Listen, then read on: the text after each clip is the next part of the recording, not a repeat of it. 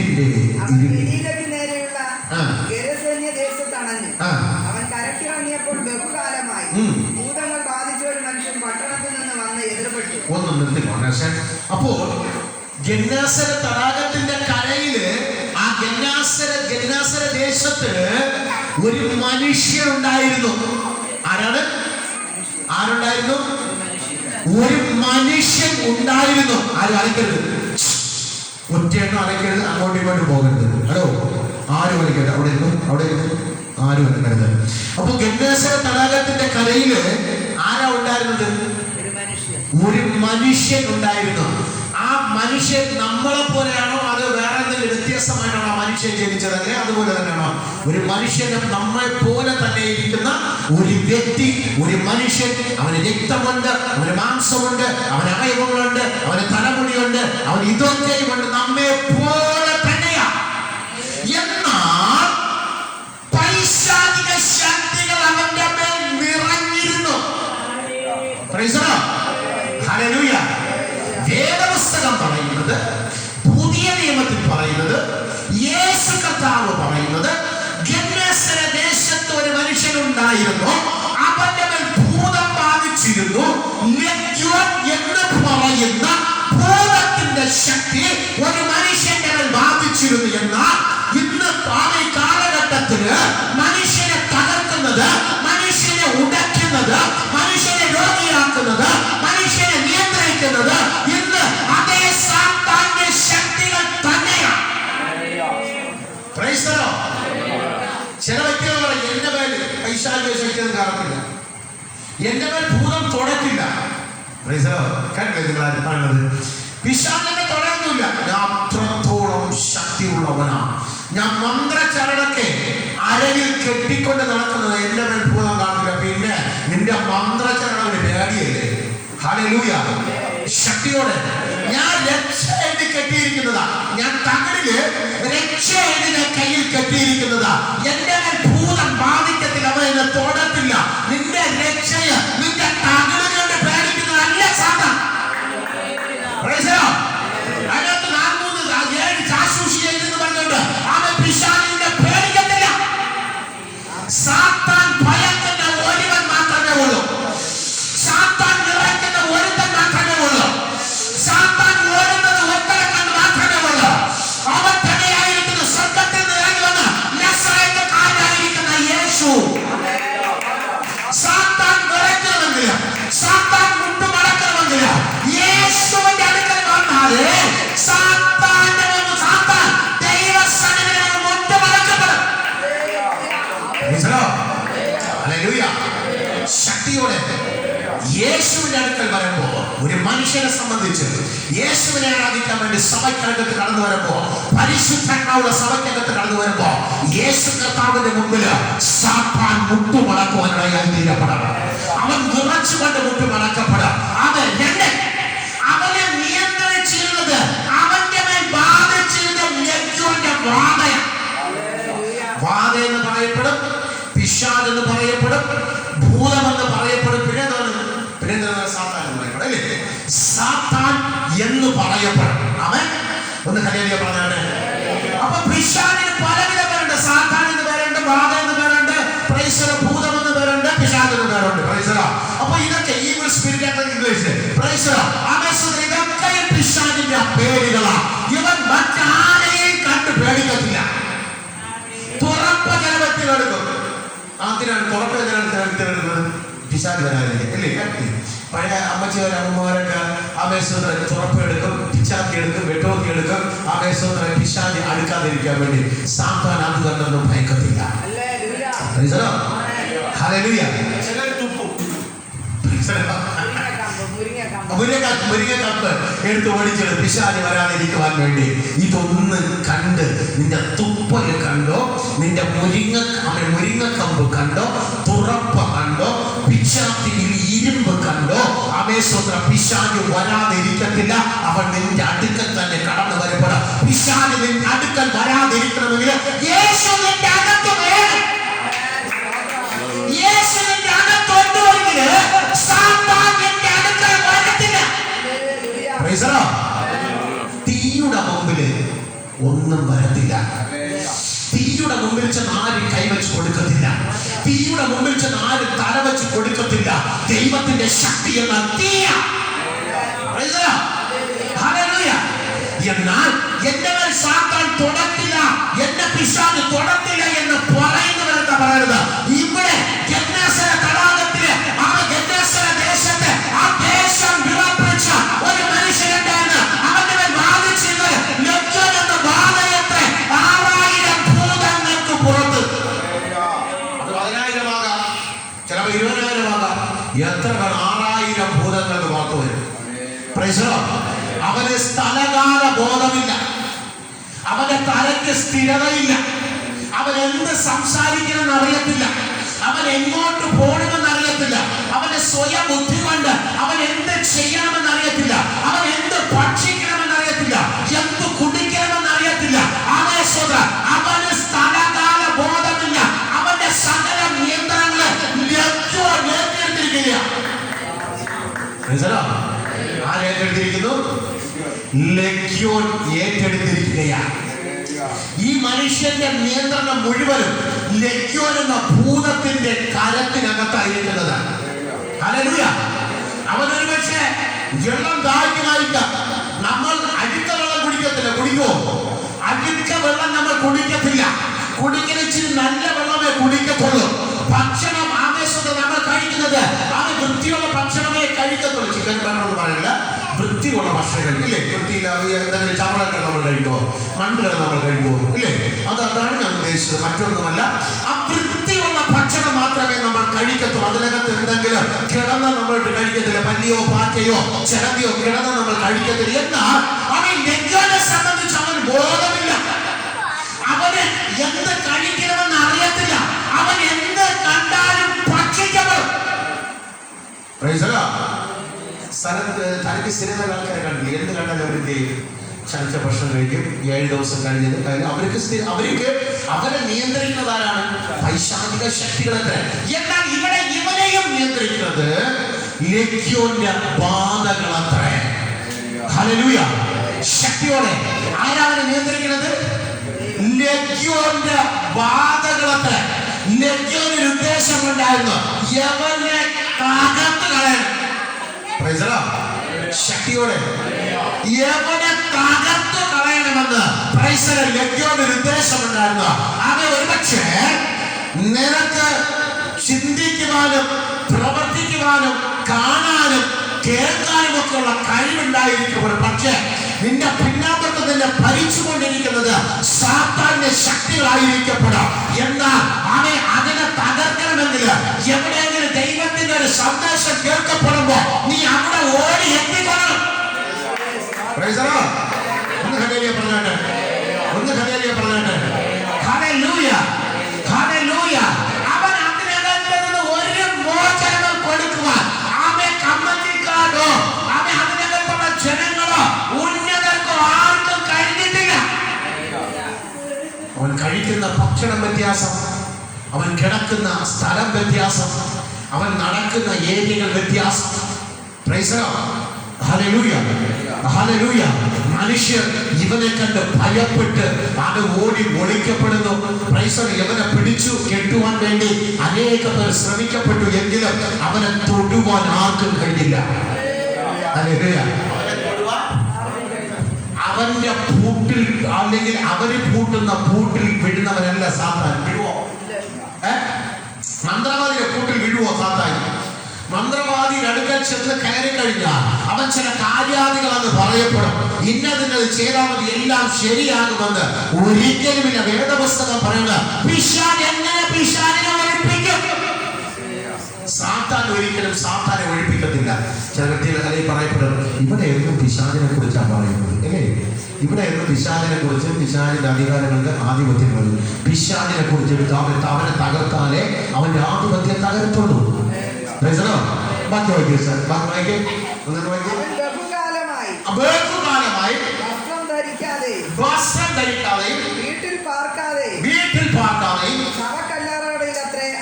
നോക്കുക. അവൻ വസ്ത്രം ബഹുകാലം കൊണ്ട് ധരിക്കുന്നില്ല. ഒരു ചിന്താശേഷിയുള്ള മനുഷ്യൻ ഒരു കാരണവശാലും വസ്ത്രം ധരിക്കാതെ പുറത്തിറങ്ങത്തില്ല. അവൻ വസ്ത്രം ധരിച്ചുകൊണ്ട് മാത്രമേ പുറത്തിറങ്ങത്തുള്ളൂ. ഇല്ലേ? വസ്ത്രം ധരിക്കാതെ പുറത്തിറങ്ങുക ഒരു മനുഷ്യന് സ്വബോധമുള്ള ഒരു മനുഷ്യൻ ഇല്ല, ഒരിക്കലുമില്ല. അല്ലേ?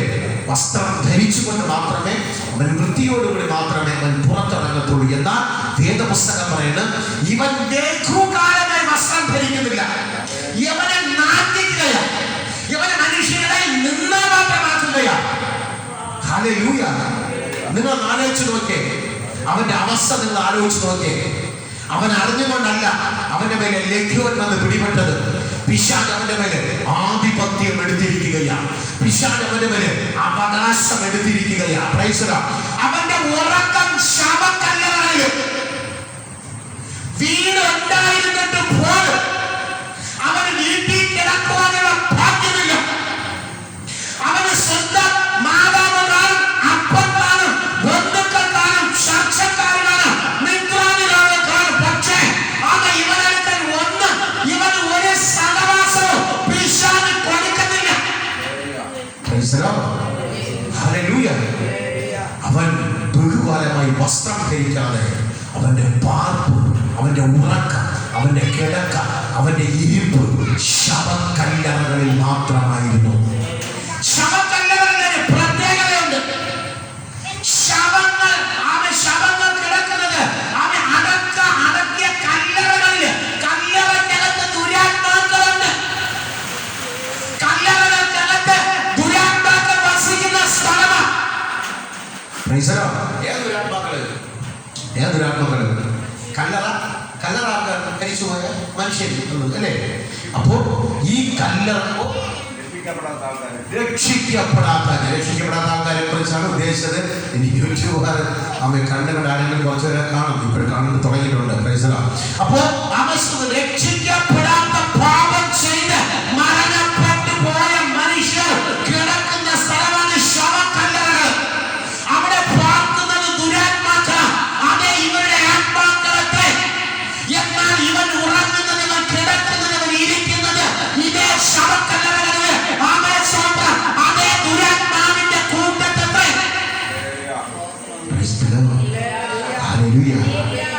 സ്ഥലകാല ബോധമുള്ളവൻ ഒരിക്കലും ശവക്കല്ലറകളിൽ ചെന്നിരിക്കരുത്. കഴിയോ? ആരും റെസ്റ്റ് എടുക്കുന്നത് പറഞ്ഞു ഇരിക്കോ? ഇരിക്കത്തില്ല. ഞാനിത്തിരി ശവക്കല്ലറിൽ റെസ്റ്റ് എടുത്തോട്ട് എനിക്ക് അറിയാൻ കൂടെ ഒരു സംശയമില്ല. ശവക്കല്ലറകളിൽ ആരും റെസ്റ്റ് എടുക്കത്തില്ല. ശവക്കല്ലറകളിൽ സ്വബോധമുള്ളവരാരും ഉറങ്ങത്തില്ല. എന്നാൽ ഇവന് സ്വബോധമില്ലാതെ ഇവന്റെ ഉറക്കം ശവക്കല്ലറകളിലായിരുന്നു. ആമേൻ. ഹല്ലേലൂയ. ശക്തിയോടെ. എന്നാൽ ഇവന് വീടുണ്ടോ ഇല്ലയോ? ഇവന് വീടുണ്ടോ ഇല്ലയോ? ഈ മനുഷ്യന് സ്വന്തമായിട്ട് വീടുണ്ടെന്ന് പറയുന്നു. വീടുണ്ടെങ്കിൽ അപ്പനും അമ്മയും ബന്ധുക്കളൊക്കെ ഇവന് കാണും. പക്ഷേ ഇവന് ഭവനത്തിനകത്ത് ഉറക്കാൻ പറ്റുന്നില്ല, ഉറങ്ങാൻ കഴിയുന്നില്ല. ഇവന് ഭവനത്തിനകത്ത് ഉറക്കുന്നില്ല. ഇവന് ഭവനത്തിനകത്ത് പിശാച് വിടുന്നില്ല. ഇവന് പിശാച് ഭവനത്തിനകത്ത് ഉറപ്പിച്ചു വിടുകയാണ്. വൃത്തിയില്ലാത്ത സ്ഥലത്ത്, ആവാസമില്ലാത്ത സ്ഥലത്ത്. നിങ്ങൾ ശ്രദ്ധിക്കുക, ഇതിനകത്ത് ചില ഭൂതങ്ങളുണ്ട്. അമേശ്വരം നിങ്ങൾ ശ്രദ്ധിച്ചിരിക്കുക. അപ്പോൾ ഭവനത്തിനകത്തല്ലേ ഉറക്കം. ഇവന് ഭവനം കൊണ്ട് താൽക്കാലികമായിട്ട് കയറി കിടക്കുവാൻ വേണ്ടി, ഇവന് ഇച്ചിരി ഉറങ്ങുവാൻ വേണ്ടി സ്വന്തം ഭവനമുണ്ട്. പക്ഷേ ഇവന്റെ സ്വന്തം ഭവനത്തിനകത്ത് പിശാച് ഇവരെ കയറ്റി വിടുന്നില്ല. നോക്കുക, എത്രയോ പേര് പറഞ്ഞിട്ടുണ്ട്, ഞാൻ സ്വന്തമായിട്ടൊരു ഭവനം വെച്ചു, പക്ഷേ എനിക്ക് അതിനകത്ത് കയറി കിടക്കുവാൻ പറ്റുന്നില്ല. അതിനകത്ത് ചെന്ന് കയറുമ്പോൾ എനിക്ക് ഇറിറ്റേഷൻ. എനിക്ക് അതിനകത്ത് കയറിയതിന് ശേഷമായി രോഗം. എന്റെ കുടുംബത്തിനകത്ത് കലഹങ്ങൾ സംഭവിച്ചത് ഈ ഭവനം പണിതതിന് ശേഷമാണ്. വിടാതെ രോഗം കടന്നു വരുന്നത് ഞങ്ങൾ ഈ ഭവനത്തിനകത്ത് കയറിയതിന് ശേഷമാണ്. ശക്തിയോടെ. അപ്പോൾ അവൻ ഇവന്റെ കിടക്കകളെല്ലാം മാറ്റി പിശാച്. ഒരു മനുഷ്യന്റെ കിടക്കകൾ മാറ്റുന്നത് സാധാരണ. നിനക്ക് നിന്റെ കുടുംബത്തിനകത്ത് സ്വസ്ഥത തരാത്ത സാധാരണ. നിന്റെ കുടുംബത്തിനകത്ത് നീ അവന്റെ കുടുംബത്തിനകത്ത് അപ്പുറം ഇപ്പുറം അവനെ കിടക്ക മാറ്റുന്നത് സാധാരണ. നിന്റെ കുടുംബത്തിനകത്ത് വാഗ്വാദങ്ങൾ കൊണ്ടുവരുന്നത് സാധാരണ. അവൻ ഭാര്യ ഭർത്താവ് ഭിന്നതകൾ കൊണ്ടുവരുന്നത്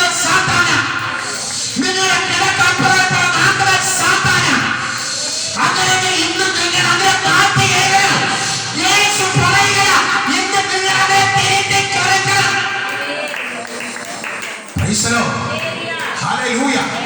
കുടുംബത്തിനകത്ത് സ്വസ്ഥത ഇല്ല എങ്കിൽ ഇന്ന് കർത്താവിനോട് പറഞ്ഞ കർത്താവേ, ഞങ്ങൾ ഇന്ന് അവൻ ഒത്തൊരുമിച്ച് നടക്കുവാന്, അവ ഇരിക്കുവാന്, ഞങ്ങൾ ഭാര്യ ഭർത്താവ് ഒരുമിച്ച് നടക്കുവാന്, ഒരുമിച്ച് സംസാരിക്കുവാന് ഞങ്ങൾ തയ്യാറാണ്. നിങ്ങൾ യേശുവിന്റെ വാക്ക് കേൾക്കുക, നിങ്ങൾ യഹോവ പറയുന്ന വാക്ക് ചെവി കൊടുക്കുക. ഹല്ലേലൂയ. ശക്തിയോടെ നിങ്ങളുടെ കിടക്ക മാറ്റി പിശാച് കുടിച്ചുവെങ്കിൽ അങ്ങനെ നിങ്ങൾ മാറ്റി കൊടുക്കുക. നിങ്ങൾ കുടിക്കുന്നത് യേശുവിന്റെ നാമത്തിൽ. ഒന്ന് ഹല്ലേലൂയ പറഞ്ഞാട്ടെ, ഒന്ന് ഹല്ലേലൂയ പറഞ്ഞാട്ടെ, ഒന്ന് ഹല്ലേലൂയ പറഞ്ഞാട്ടെ. എല്ലാവരും തീരുമാനമെടുക്കണം. എന്റെ കുടുംബത്തിനകത്ത്, എന്റെ ഭവനത്തിനകത്ത് ഞാൻ കിടക്കപ്പെടും, ഞാനും എന്റെ ഭർത്താവ് ഒരുമിച്ച് കിടക്കപ്പെടും. അത് തെറ്റല്ല. അതെറ്റാണോ? അത് തെറ്റാണെങ്കിൽ നിങ്ങൾ ഇപ്പൊ പറയണം. നിങ്ങൾക്ക് ദൈവം തന്ന തുണയായിട്ട് ഒരാൾക്ക് നിൽക്കുന്നതും ഇരിക്കുന്നതും കിടക്കുന്നതും തെറ്റല്ല. Price the lord. Hallelujah, hallelujah, hallelujah. ഇതെല്ലാം ചെയ്യിപ്പിക്കുന്ന ലജ്ജന, ഇതെല്ലാം ചെയ്യിപ്പിക്കുന്ന സാത്താന.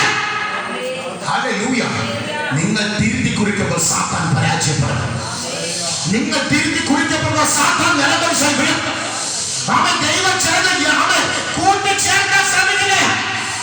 Price the lord. ഹല്ലേലൂയ. ദൈവം ചേർന്ന് കൂട്ടി യോജിപ്പിക്കാൻ നോക്കില്ല. ഒരു ആമേൻ പറഞ്ഞില്ല, ഒരു ആമേൻ പറഞ്ഞില്ല. ഹല്ലേലൂയ. ലജ്ജോന് നിങ്ങൾ അടിമയാവരുത്. ലജ്ജോന് നിങ്ങൾ വീട് പോകരുത്. ലജ്ജോന്റെ അടിമത്തത്തിൽ നിങ്ങൾ ആയി തീരരുത്. Praise the lord. ഹല്ലേലൂയ.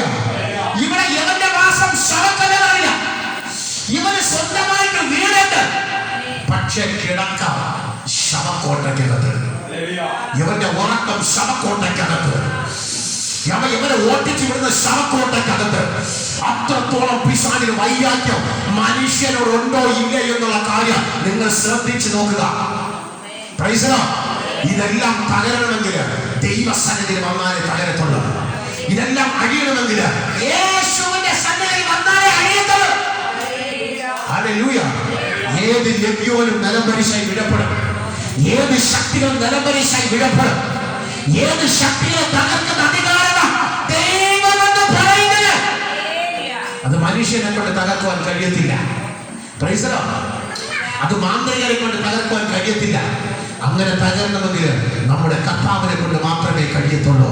നിന്റെ ഏത് രോഗത്തെ സൗഖ്യമാക്കാൻ കഴിവുള്ളവനാണ് അവൻ. ഹല്ലേലൂയ. മരിച്ചു, നാലായ ലാസറിനെ ഉയർപ്പിച്ചില്ലയോ? Praise the lord. ഹല്ലേലൂയ. അവൻ ഇല്ല കർത്താവേ, മരിച്ചു, ഇന്ന് 4 ദിവസമായി നാറ്റം ഭവിച്ചു തുടങ്ങിക്കാണാം, ഇനി നമുക്ക് ഒന്നും ചെയ്യാൻ പറ്റത്തില്ല. ആര് പറഞ്ഞു? ആര് പറഞ്ഞു? മാർത്ത പറഞ്ഞു. ഇല്ലേ? മാർത്ത ഇല്ല കർത്താവേ, ഇനി നമുക്ക് അങ്ങോട്ട് പോണ്ട. അവൻ മരിച്ചിട്ട് 4 നാളായി നാറ്റം ഭവിച്ചു. അത് സ്വാഭാവികമാണ്. ഒരു മനുഷ്യൻ മരിച്ചു കഴിഞ്ഞാൽ 2 പിറ്റേന്ന് തന്നെ 3-നകത്തല്ല നാറ്റം ഭവിച്ചു. അപ്പൊ നാറ്റം ഭവിച്ചു തുടങ്ങി കാണാം. ഇനി നമുക്ക് അങ്ങോട്ട് പോണ്ട, നീ വിശ്വസിക്കുക മാത്രം ചെയ്താൽ മതി. എന്തോന്ന്? വിശ്വസിച്ചാൽ മാത്രം മതി. ദൈവ പ്രവൃത്തി നീ കാണും. Price the lord. ഹല്ലേലൂയ. നീ വിശ്വസിച്ചാൽ ദൈവത്തിന്റെ പ്രവൃത്തി നിന്റെ കണ്ണുകൊണ്ട് തന്നെ കാണും. വിശ്വസിക്കാതിരുന്നാൽ അല്ല. ഹല്ലേലൂയ. ഈ ദൈവത്തെ വിശ്വസിക്കാതിരുന്നാൽ നമുക്കൊന്നും പ്രാപിക്കാൻ കഴിയത്തില്ല. അമിതമായിട്ട് കയറി വിശ്വസിക്കണം. അമിതമായിട്ട് കർത്താവിനെ കയറി പിടിച്ചോളണം. കർത്താവേ, അപ്പൊ ഞാനിതാ നിന്നെ വിശ്വസിക്കുന്നു എന്ന് പറഞ്ഞ അമിതമായിട്ട് കർത്താവിനെ കയറി പിടിച്ചോളണം. ഹല്ലേലൂയ. ശക്തിയോടെ ദൈവത്തിന്റെ ദൂതനും ഒരാളുമായിട്ട് ഒരു മൽപ്പിടുത്തുണ്ടായിരുന്നു. യാക്കോബ് ഇല്ലേ? യാക്കോബ് ദൈവത്തിന്റെ ദൂതൻ. ദൈവത്തിന്റെ ദൂതനക്ക് നമ്മളാരും മൽപ്പിടുത്താൻ സംഘടന ജയിക്കോ? ഇല്ല. എന്തുകൊണ്ട് യാക്കോബ് ജയിച്ചു? എന്തുകൊണ്ട് യാക്കോബ് ജയിച്ചു? ദൈവസ്നേഹം കിടക്കുന്നത് കൊണ്ട് സാത്താൻ പരാജയപ്പെട്ടു പോയി. ദൈവത്തിന്റെ സ്നേഹത്തിന്റെ മുകളിൽ ഇല്ലെന്ന് പറയാൻ പറ്റുമോ? ഇല്ലെന്ന് ആർക്കെങ്കിലും പറയാൻ പറ്റുമോ? Price the Lord. അവന് ഭയങ്കര സങ്കടമായിരുന്നു, അവന് ഭയങ്കര മൽപ്പിടുത്തമായിരുന്നു. എന്നാൽ ദൈവത്തിന്റെ ദൂതൻ പരാജയപ്പെട്ടു എന്ന് വേദപുസ്തകം വിളിച്ചു പറയപ്പെടുന്നു. എന്തുകൊണ്ട് പരാജയപ്പെട്ടു? ദൈവ സ്നേഹത്തിന്റെ മുമ്പിൽ അവൻ